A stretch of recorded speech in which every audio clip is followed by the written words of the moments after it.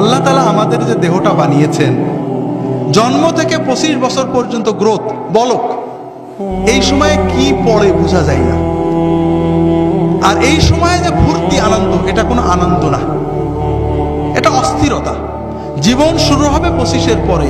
যদি 30 থেকে মৃত্যু পর্যন্ত জীবন পেতে চাও, মৃত্যু নয় জীবন, জীবন মৃত নয়, সত্যিকারের জীবন, যে জীবনে ফুর্তি থাকবে, কর্ম থাকবে, শান্তি থাকবে, এই রকম জীবন পেতে চাও, তাহলে আমার কথাটা একটু মন দিয়ে শুনো।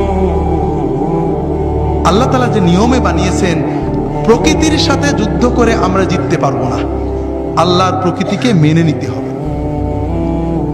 আল্লাহ তাআলা আমাদের সৃষ্টি করেছেন, প্রতিদিন 6-7 ঘন্টা তুমি ঘুমাবে, গভীর ঘুম, 1-2 ঘন্টা খেলবে, কঠিন পরিশ্রম, তোমার শরীর ঘেমে রক্ত টকবক করে বেরেনে যাবে। ফুটবল, হাডুডু, ব্যাডমিন্টন, ভলিবল, দৌড়, সাঁতার, এগুলো খেলতে হবে।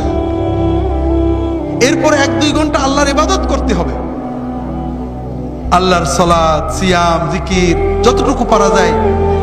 তাতে তোমার আত্মা সুস্থ হবে, তোমার মন পরিশুদ্ধ হবে, তোমার আত্মা, মন, দেহ সবকিছু প্রোডাক্টিভ হয়ে যাবে।